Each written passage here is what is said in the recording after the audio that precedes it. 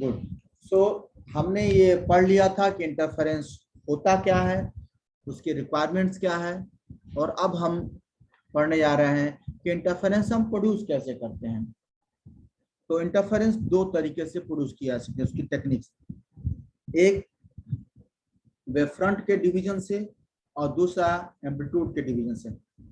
जब आप कोई वेव लेते हैं तो आप उसका हाइजेन प्रिंसिपल याद करिए, उसका वेव फ्रंट का कॉन्सेप्ट आता है, ठीक है। तो आप इसको भी डिवीजन करके इंटरफेरेंस निकाल सकते हैं। दूसरा है कि आप कोई भी वेव होगा उसका एक एम्पलीट्यूड होगा, तो उस एम्पलीट्यूड के डिवीजन करके भी आप इंटरफेरेंस कर सकते हैं। तो पहला है कि division of wave front. Division of wave front का मतलब है, आप यहां से समझिए कि जैसे एक सोर्स है मान लीजिए, और यहां से वेव चल रहा है, ठीक है। एक मिनट। तो ये आपका सोर्स है और यहां से आपके जो है वेव जो है चल रहे हैं, ठीक है। यही हाइगन का प्रिंसिपल है। ये देखिए, अब देखिए, ये सेकंड उसका पॉस्टुलेट था कि ये जो आपके वेव फ्रंट्स हैं, जिसको बेसिकली हम सेकेंडरी वेवलेट भी कह सकते हैं, ये भी सोर्स की तरह काम कर सकते हैं, और फिर हर एक पॉइंट से एक नया वेव फ्रंट शुरू हो जाएगा, वो खुद एक सोर्स की तरह काम करेगा ऐसे, और इसी तरीके से आपका वेव आगे बढ़ता है। तो देखिए, ये जो वेव फ्रंट है इसका डिवीजन हो गया यहाँ पे 1 2 3 पार्ट में। इस डिवीजन से जो इंटरफेरेंस होगा, ये भी और ये दोनों जाके इंटरफेयर करेंगे। अगर मैं कलर बदल के आपको दिखाना चाहूँ, अगर ये दोनों आपके वेव फ्रंट के पार्ट जो कि इस वेव फ्रंट के हैं, ये अगर इंटरफेयर करेंगे तो आपको इंटरफेरेंस हो जाएगा। और यही आपका यंग्स डबल स्लिट एक्सपेरिमेंट में होता है, जहां आप एक स्लिट लेते थे। यंग्स डबल स्लिट एक्सपेरिमेंट में आप क्या करते थे, आप एक स्लिट लेते थे और यहाँ से आपने वेव फ्रंट को पास किया, तो आपका वो कुछ ऐसे ऐसे बढ़ रहा है, और यही वेव फ्रंट डिवाइड हो गया, ठीक है। और ये इन्हीं दोनों का इंटरफेरेंस हो गया, तो आपको इस स्क्रीन पे आपको दिख रहा था, ग्राउंड बीच में जो है आपका दिख रहा है ब्राइट, और यहाँ दिख रहा है आपका डार्क, ठीक है। यहाँ दिख रहा है आपको ब्राइट, इसी तरह का यहाँ दिख रहा है आपको डार्क।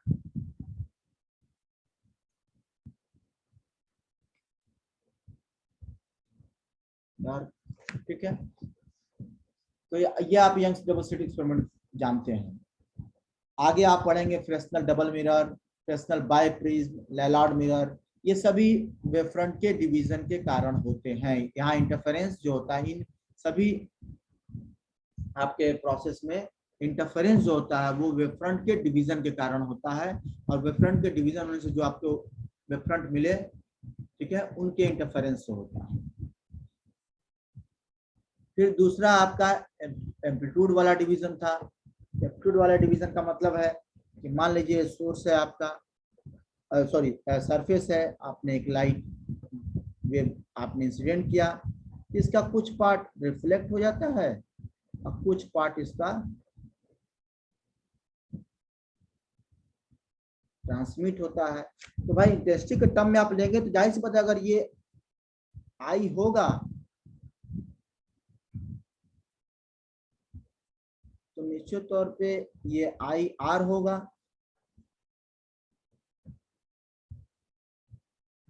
और ये आई ट्रांसमिटेड होगा।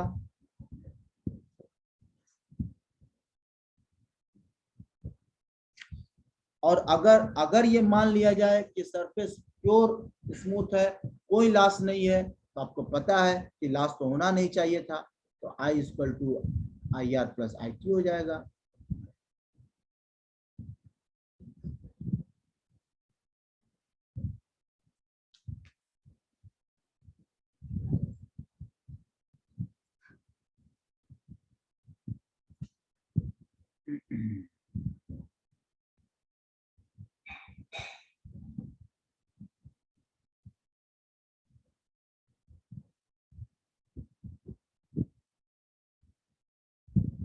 ठीक है, ये आपका हो गया।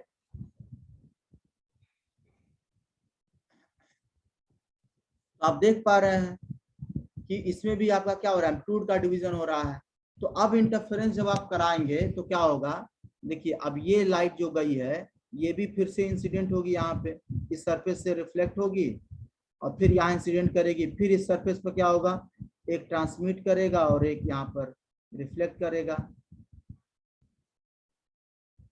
तो इस तरीके से मैं थोड़ा सा इसको इमेज को थोड़ा और क्लियर करूँ, माउस काम नहीं कर रहा है। तो अब आप देखिए, अगर ये लाइट आया था,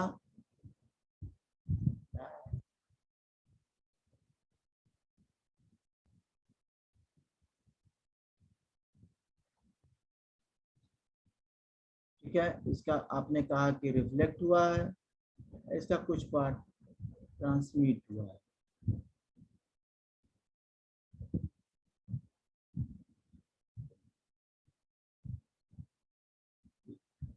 अब यहाँ भी चूंकि मीडियम, एक सरफेस का मीडियम का सरफेस होगा, तो यहाँ से ये पार्ट रिफ्लेक्ट बैक होगा, ठीक है। फिर एक सरफेस मिला तो यहाँ से फिर से रिफ्लेक्ट बैक होगा,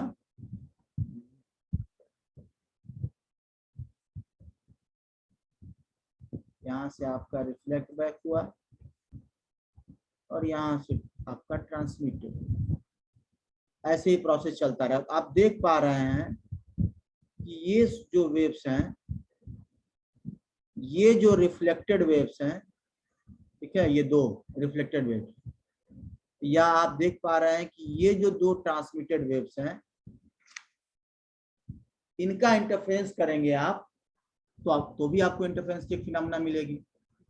और ये वेव क्या है, रिफ्लेक्टेड और ट्रांसमिटेड वेव है, जिनका एम्पलीट्यूड आपका डिवाइड हुआ है, क्योंकि यहाँ जो इनिशियल इंसिडेंट का जो वेव था, एम्पलीट्यूड था, वो आके धीरे धीरे डिवाइड हो रहा है। तो इसका मतलब है कि जो आपके एम्पलीट्यूड है वो डिवाइड हो रहा है, उनके डिवीजन से इंटरफेरेंस हो रहा है। इन दोनों का आपका देखिए एम्पलीट्यूड डिवाइड हुआ है, ये AR है तो ये आपका और कम हुआ होगा, ये 80 है तो ये और कम हुआ होगा, हम आगे इसका नोमेनक्लेचर करेंगे। तो ये जो रिफ्लेक्टेड वेव है इनका इंटरफेरेंस करा दीजिए, और ये जो ट्रांसमिटेड वेव है इनका इंटरफेरेंस करा दीजिए, इससे भी एक इंटरफेरेंस फिनोमेना मिलेगा। ये इंटरफेरेंस की फिनोमेना जनरली थिन फिल्म में होती है, जो जिसमें आपको बाउंड्री मिलता है सरफेस का। तो ये तो दो तरह के इंटरफेरेंस आपको क्लियर हो गए कि एक में जो आपके वेव फ्रंट है उनका डिवीजन होगा, दूसरे में जो एम्पलीट्यूड है उनका डिवीजन होगा। और आपको पता है कि एम्पलीट्यूड का डिवीजन होने के लिए सरफेस चाहिए, इसका मतलब है कि वो थिन फिल्म में होगा, और वहां पे आपको सोर्स या स्लिट चाहिए। अब अभी आज सुबह किसी ने पूछा अभी क्लास में कि सर हम क्यों नैरो सोर्स ही लेते हैं, तो नहीं, नैरो सोर्स आप तभी लेते हैं जब आप इंटरफेरेंस वेव फ्रंट के डिवीजन का काम करा रहे हैं। चूंकि आपने अभी तक यंग स्लिट पढ़ा है, उसमें आप नैरो स्लिट लेते हैं तो आपको वही याद था। नैरो स्लिट तभी आप जरूरत पड़ती है आपको जब आप वेव फ्रंट का डिवीजन कराते हैं, क्योंकि जब आप छोटा सा स्लिट लेंगे वहां से वेव फ्रंट, आपका वहीं से वेव फ्रंट का कॉन्सेप्ट आएगा, और तब आपका वेव फ्रंट के रूप में आगे बढ़ेगी और उनका डिवीजन होगा। जब आप थिन फिल्म की बात करेंगे तो थिन फिल्म में आप वेव फ्रंट कैसे ले पाएंगे, तो वहां पर आप अगर नैरो सोर्स लेंगे तो फिल्म की जो आपका जो भी क्या कहते हैं सोर्स है, अगर सोर्स नैरो होगा तो उसकी ज्यादा एम्पलीट्यूड नहीं होगा, तो ज्यादा देर तक आपको ट्रांसमिटेड और रिफ्लेक्टेड वेव मिलेंगे नहीं। तो इसलिए एक्सटेंडेड सोर्स चाहिए ताकि आपको ज्यादा रेंज में ट्रांसमिटेड और रिफ्लेक्टेड वेव मिले। तो इसलिए जब आप एम्पलीट्यूड के डिवीजन से इंटरफेरेंस कराते हैं तब आप स्टैंडर्ड सोर्स की बात करते हैं, तब आप क्या बात करते हैं कि आपके पास स्टैंडर्ड सोर्स हो। और जब आप वेव फ्रंट के डिवीजन की बात करते हैं तो आप बताते हैं कि नैरो सोर्स हो। अब यही मैं एग्जाम में पूछ लूंगा, आप यहाँ तो याद कर लेंगे, लेकिन मैं आपसे पूछ लूंगा कि भाई लेलार्ड मिरर में आपका कौन सा सोर्स की जरूरत पड़ती है, तो आप ढूंढिए। यह तो बहुत भयानक तरह से इसको आप रटे रहें, इतना रट नहीं पाएंगे आप। लेकिन अगर आपको यह आइडिया हो जाए कि लेलार्ड मिरर में वेव फ्रंट का डिवीजन होता है, और वेव फ्रंट का डिवीजन होने का मतलब है कि नैरो सोर्स की जरूरत है, तो आप धड़ाक से आंसर दे देंगे।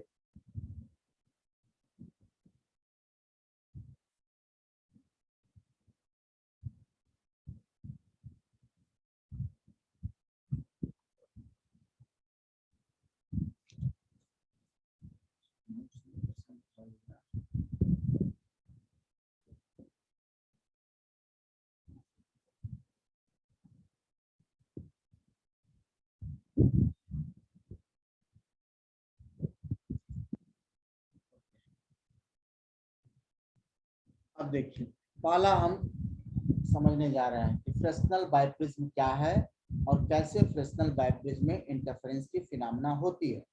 तो सबसे पहले समझेंगे कि फ्रेस्नेल बाइप्रिज्म होता क्या है।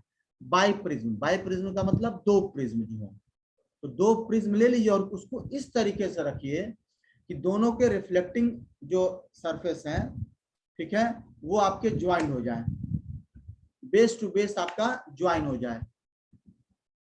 तो देखिए, एक प्रिज्म आपने लिया है ये, एक प्रिज्म आपने लिया है ये, ठीक है,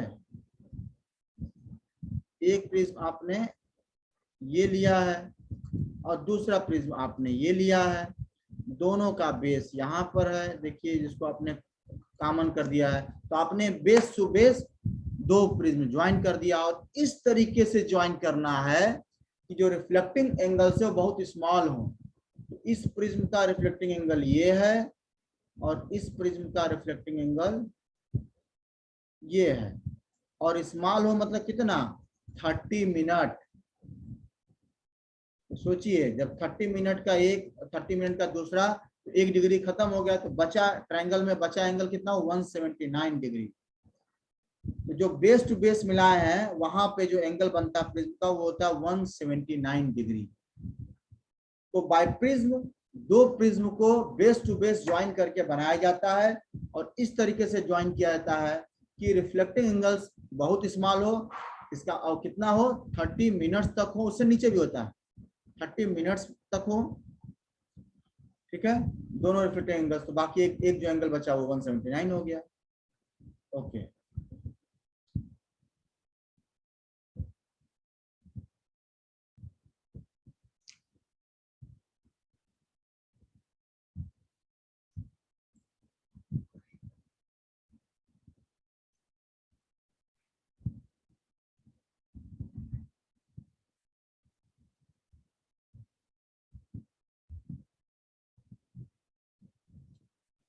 अब देखिए एक्सपेरिमेंटल अरेंजमेंट देखिए, जब आप एक्सपेरिमेंट करने जाएंगे तो आप क्या करेंगे।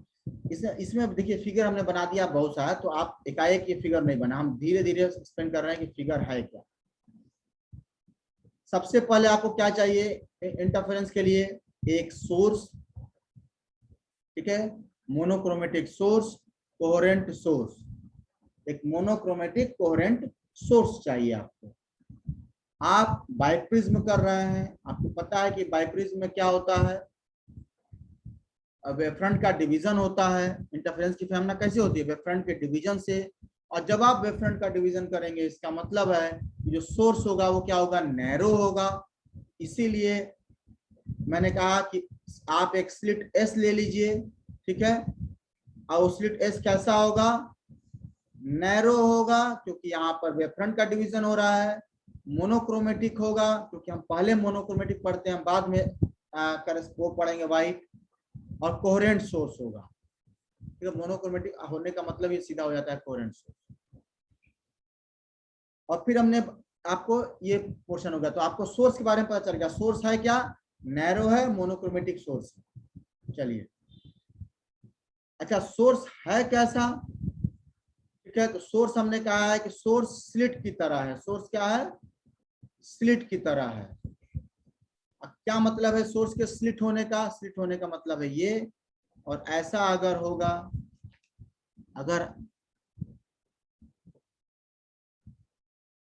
अगर ऐसा होगा, इसका मतलब कौन से वेव फ्रंट जाएंगे, सिलिंड्रिकल वेव फ्रंट, क्योंकि प्लेन जब आपके पास सोर्स होता है तो जो उससे वेव फ्रंट निकलता है सिलिंड्रिकल होता है। आपने पढ़ा है 12th लेवल में कि जब पॉइंट सोर्स होगा तो आपका स्फेरिकल होगा, प्लेन सोर्स होगा तो आपका सिलिंड्रिकल होगा, तो आपने सब पढ़ा है।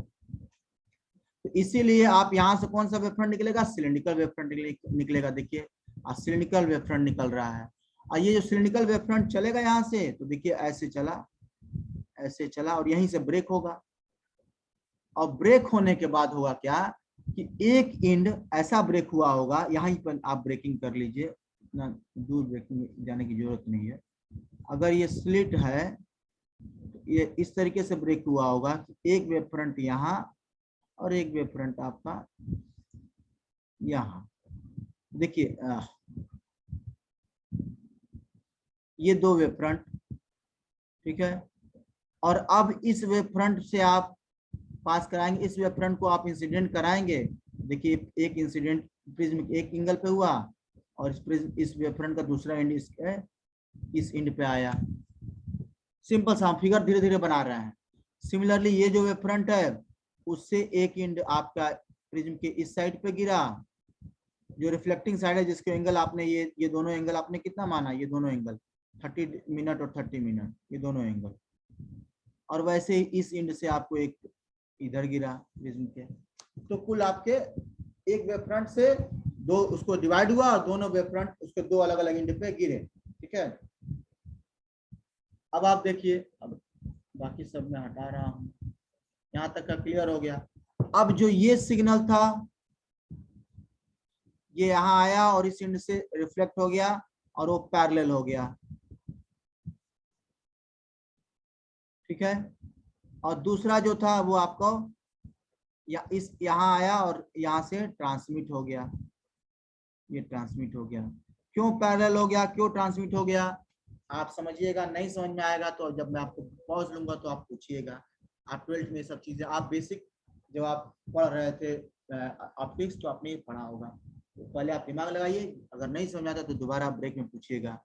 सिमिलरली ये जो रे है वो आएगा और ये आपको ट्रांसमिट हो जाएगा इधर, और ये वाला पोर्शन जो है आके आपको पैरेलल हो गया। चलिए यहां तक हो गया। अब देखिए हुआ तो यहाँ यहीं पर आपका सब इमेज बन रहा है इन दोनों के इंटरफेरेंस से। तो इमेज जब आपका बन रहा है तो आप अभी हमको ऐसा लग रहा है कि यार ये जो इमेज है वो एक ये रे है, ठीक है, जो हमारा इमेज बन रहा है पूरा आपका यहाँ से लेके यहाँ तक का। तो मुझे ऐसा लग रहा है कि यार ये इमेज जो बन रहा है, ठीक है, वो हम शायद यहीं से यहीं पर देख पा रहे हो, संभव है। तो यहाँ से यहाँ वाला जो हमारा इमेज है वो कहीं और से बन रहा है। संभव ये भी है कि हम केवल यहाँ से यहाँ ही देख पा रहे हो। वैसे सब कई सारे ऑप्शन है। तो जब आप ये पोर्शन देख पा रहे हैं तो आप समझेंगे अरे भाई ये क्यों देख रहे हैं, क्योंकि ये वाली रे है और ये रे आपका ट्रेस करते हुए आप जाते हैं तो देखते हैं कि यहाँ से आप पीछे, जब आप मानते हैं कि प्रिज्म नहीं होता तो आप देख रहे हैं कि यहाँ आ रही है, और ये जो रे है ये आपको ऐसे जा रही सीधा। जब प्रिज्म नहीं होता आप देख रहे हैं कि अरे अच्छा सोर्स तो यहाँ है और इस कारण से इमेज बन रहा है। वैसे ही आप इनके लिए भी करेंगे। जब आप ये इमेज ये इस पोर्शन में आप स्क्रीन पे देख पा रहे हैं तो आप देखेंगे कि अरे ये तो सीधा जा रहा है, अगर यहाँ रिट्रेस करेंगे तो चूंकि प्रिज्म नहीं है इसलिए वो सीधा चला जाएगा। इस वाले सिग्नल को यहाँ तक आएंगे फिर देखेंगे अरे तो सीधा ऐसे जा रहा है। यहाँ आपको ओवरलैप करेगा तो आप देखेंगे यहाँ सोर्स S2 है। तो आपको ये पता चला कि जो इमेज बन रहा है वो इन दो सोर्सेज S1 और S2 के बन रहा, लेकिन है नहीं वो सोर्स कौन सा है, सोर्स तो आपके पास केवल S था। तो आप देख पा रहे हैं कि आपने दो वर्चुअल कोहेरेंट सोर्स बना, क्योंकि भाई इंटरफेरेंस तो हो रहा है, और कैसे हो रहा है अगर प्रिज्म नहीं होता तो आप मान रहे हैं कि ये हो रहा है S1 और S2 जैसे सोर्सेज के कारण, जो कि वर्चुअल सोर्सेज, क्योंकि ओरिजिनल सोर्स तो आपको केवल यस है। जिनके भी क्वेश्चन है आप रखे रहिए, और जब हम इस पार्ट को खत्म करते हैं ब्रेक लेते हैं तो आपको हम मौका देंगे। चलिए ये तो हमने अरेंजमेंट की बात कर दी, रे डायग्राम की बात हो गया। अब आ जाइए थ्योरी पे। थ्योरी बहुत क्लियर है कि भैया इंटरफेरेंस होगा तो इंटरफेरेंस होगा तो आपका क्या होगा, मैक्सिमा मिनिमा मिलेगा, मतलब ब्राइट और डार्क मिलेगा। तो सेंटर वाला ब्राइट हो जाएगा और फिर एक डार्क आ जाएगा। ब्राइट का मतलब है सब सेम फेज में दोनों होंगे, और डार्क का मतलब है दोनों अपोजिट फेज में होंगे, पाई का फेज डिफरेंस हो जाएगा। तो ब्राइट डार्क आपको एक पैटर्न इस स्क्रीन पे मिलेगा, इस वाले स्क्रीन पे आपको इस वाले स्क्रीन पे ब्राइट और डार्क का आपको इस स्क्रीन पे ब्राइट और डार्क का आपको मिलेगा। चलिए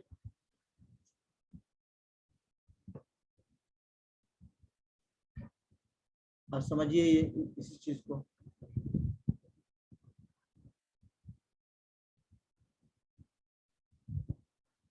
कि मैंने अब अधिकतर चीज आपको भूल कर समझे, तो अब मैं इसेंस पार्ट ही इसमें लिखा हूँ, ठीक है, बाकी सब स्टोरी नहीं, इसलिए क्योंकि आप फिगर समझ गए तो सब हो गया। तो इंटरफेरेंस फ्रेस्नेल प्रिज्म में एग्जैक्टली सेम तरीके से एक्सप्लेन हुआ है जैसे डबल स्लिट एक्सपेरिमेंट होता है, मेजरमेंट होगी। तो आपको दो सरफेस दिख गए, दो सोर्स का मतलब दो स्लिट दिख गए, और दो स्लिट का मतलब है double slit experiment. Double slit experiment आप जानते हैं कि डबल स्लिट एक्सपेरिमेंट में क्या होता है, सेंट्रल ब्राइट फ्रिंज मैक्सिमम होती है और मिडिल में होती है, और फिर अल्टरनेट डार्क और ब्राइट फ्रिंजेस आती है। तो इस तरह का आपको मिल गया, और तब आप वहीं से सब चीज बाकी भी जानते हैं कि जो विड्थ है किसी भी डार्क और ब्राइट फ्रिंज का वो कांस्टेंट होता है, और वो कितना होता है, वो होता है lambda capital D by small D, जहां डी क्या है, स्मॉल डी क्या है, दो सोर्सेस के बीच की दूरी, सॉरी दो स्लिट्स के बीच की दूरी, और कैपिटल डी क्या है, सोर्स से स्क्रीन के बीच की दूरी। आप ऑलरेडी सब जानते हैं। आप देखिए समझिए, कैपिटल डी क्या है, सोर्स से स्क्रीन की दूरी, तो ये है आपका सोर्स और ये है आपका, और ये है आपका स्क्रीन, इनके बीच की दूरी, इनके बीच की दूरी को आप डी कहते हैं। जनरली आप पढ़ेंगे जब यंग डबल स्लिट एक्सपेरिमेंट, तो इसको डी बोलते हैं। इसी डी को हमने दो पार्ट में ब्रेक कर दिया है, एक है ए जो सोर्स से प्रिज्म की बीच की दूरी है, और फिर प्रिज्म से स्क्रीन की बीच की दूरी है बी। इसका मतलब है D is nothing but the A plus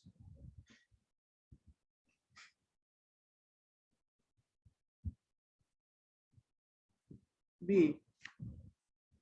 और आपको पता था कि स्मॉल डी क्या है, दो स्लिट्स के बीच की दूरी। तो दो स्लिट्स कौन से हैं, S1 और S2, याद रखिएगा। तो क्या आप इस बाइप्रिज्म के इंटरफेरेंस को आप डबल स्लिट एक्सपेरिमेंट से एक्सप्लेन कर रहे हैं, और डबल स्लिट में दो स्लिट्स हुआ करते थे, तो इसलिए आपने दो स्लिट लिया, और इन दो स्लिट्स के बीच की दूरी को ही आप कह रहे हैं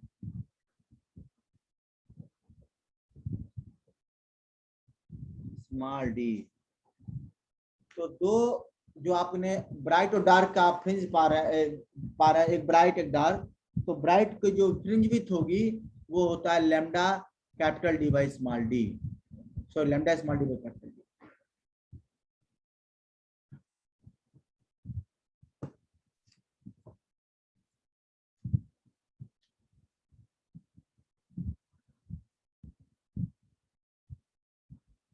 चलिए अब अगला क्वेश्चन, जहां किसी ने पूछा था कि व्हाइट लाइट के साथ प्रिंट का, व्हाइट लाइट के साथ सर उसका करा दें, क्या कहते हैं, मोनोक्रोमेटिक लाइट का, अलग अलग मैंने कहा होगा।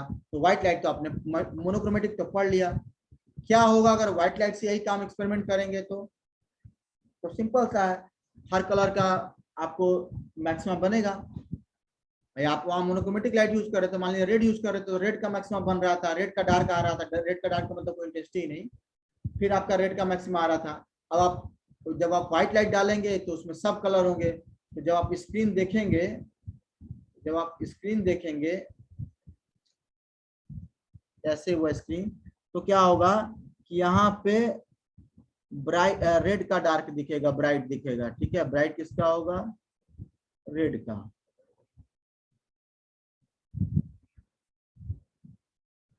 तो अब अगले कलर को जब आप डालेंगे,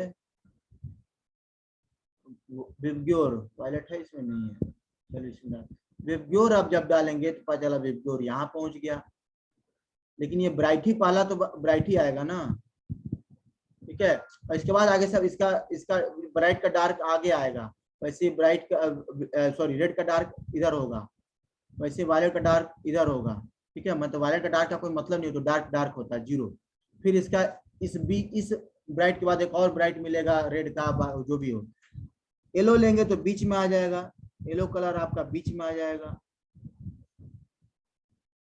और ये सबका पहला ब्राइट है, याद रखिएगा, और इसके बाद आपको इसका दूसरा ब्राइट आगे मिलेगा।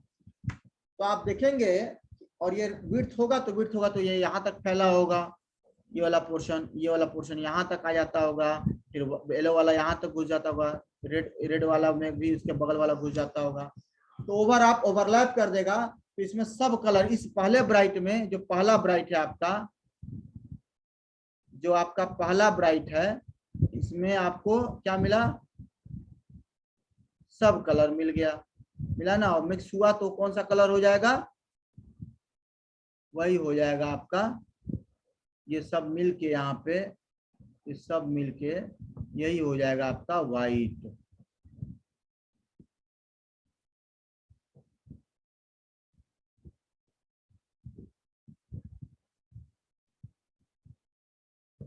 सब मिल के आ जाएगा वाइट, फिर आएगा डार्क, फिर ऐसे ही सब रिपीट होंगे, तो फिर वो कलर आने लगेंगे। तो सेंट्रल फ्रिंज जो होगा वो आपको ब्राइट आएगा। आप कह सकते हैं सेंट्रल ही ब्राइट आएगा, बाकी क्यों नहीं आएगा। देखिए अब बाकी धीरे धीरे प्योर व्हाइट नहीं मिलेंगे, क्योंकि अब क्या होगा, जब आप सेंटर से दूर जाएंगे तो उसकी जो आपका फ्रिंज वो डिस्टेंस है वो चेंज होता रहता है। तो संभव हो कि रेड में आपका अगला मिक्स ना करे कलर, तो रेड अलग दिखाई देगा ब्राइट, तो वहां जब रेड अलग रहेगा तो व्हाइट कलर बनेगा नहीं। तो केवल सेंट्रल मैक्सिमा में वो बहुत क्लोज होते हैं, इसलिए घूम फिर के दोबारा वो कंबाइन होकर व्हाइट बन जाते हैं। तो व्हाइट लाइट से जब आप इंटरफेरेंस फ्रिंज निकालने का प्रयास करेंगे बाय प्रिज्म में, तो होगा क्या, जो सेंट्रल फ्रिंज होगा वो व्हाइट होगा। और यही टेक्निक यूज होता है जब आपको एक्सपेरिमेंट करते हैं और आपको पता नहीं, क्योंकि भाई ब्राइट ब्राइट ब्राइट स्क्रीन में आपको आ रहा है, देखिए आपने ये स्क्रीन ले लिया, स्क्रीन में जनरली आना क्या चाहिए, ब्राइट, फिर डार्क छोड़ दे रहे हैं, फिर यहाँ आपका ब्राइट,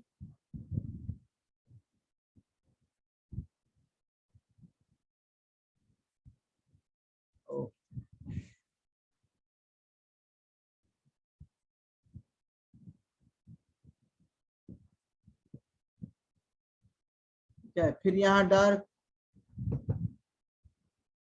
फिर यहाँ ब्राइट, वैसे ही पीछे यहाँ डार्क, यहाँ ब्राइट,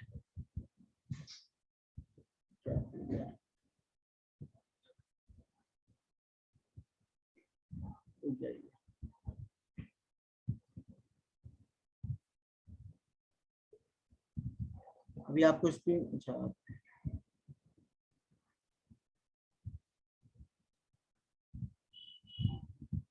और फिर यहाँ पे आपका ब्राइट,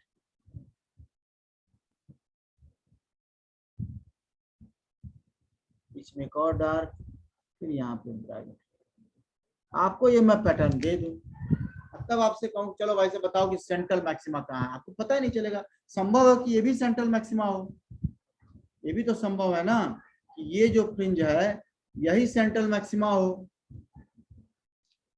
ये जो फ्रिंज है यही आपका सेंट्रल मैक्सिमा हो, फिर इसके नीचे सब है ऊपर नीचे है, आप इसी वाले को क्यों सेंट्रल मैक्सिमा कह रहे हैं, नहीं आइडिया। तो ये पता करने के लिए ही कि मेरा सेंट्रल फ्रिंज कहाँ है, आप व्हाइट लाइट यूज करते हैं। तो व्हाइट लाइट यूज करेंगे तो पता है कि सेंट्रल फ्रिंज कैसा होगा, व्हाइट होगा। तो जहां व्हाइट दिखे वो सेंट्रल फ्रिंज है, उसको लोकेट कर लीजिए, फिर आप अपना मोनोक्रोमेटिक डाल के आप पता लगाइए जितना जो कुछ लोग करना हो। यहाँ से आपको क्लियर हुआ, जब आप व्हाइट लाइट यूज करेंगे तो जो फ्रिंजेस होंगे वो क्या होंगे, व्हाइट होंगे। और इसीलिए सेंट्रल फ्रिंज को पता लगाने के लिए जो फ्रिंजेस व्हाइट नहीं होंगे बल्कि सेंट्रल फ्रिंज व्हाइट होगा, और इसीलिए सेंट्रल फ्रिंज की लोकेशन को पता करने के लिए हम व्हाइट लाइट से इंटरफेरेंस की गणना करते हैं। चलिए अब मैं आपको मौका देता हूं कि आप अपने क्वेश्चन जो हैं पूछ सकते हैं। मिनट